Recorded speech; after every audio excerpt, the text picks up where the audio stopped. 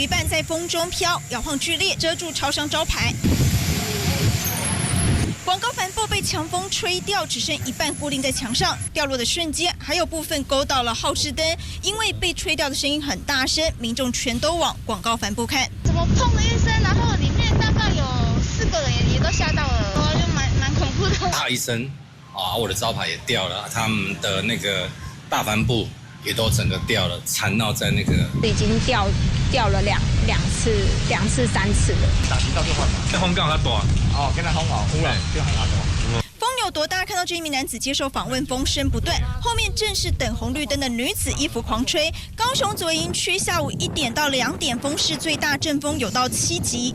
高雄市屏东县发布强风特报，一直会持续到晚上，很担心帆布这么大又狂吹，掉落恐怕会砸到人车，发生意外。远警先到场指挥后，吊车来了，赶紧把帆布收起。同样风大，还有高雄前镇区。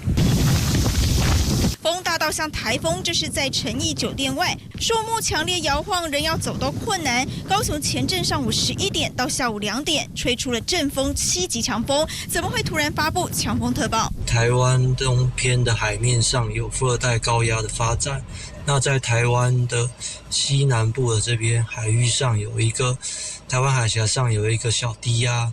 这2个系统，一个高压，一个低压，形成比较明显的气压低度差。今天高雄地区沿海有观测到8级以上的强阵风，那市区也有多处出现了7级以上的阵风。发布的强风特报针对了高雄市屏东县，平均风可以到6级，阵风可以到8级。瞬间的强风把厚重的帆布吹落，还好没有人受伤。虚惊一场。东森新闻吴建义在高雄报道。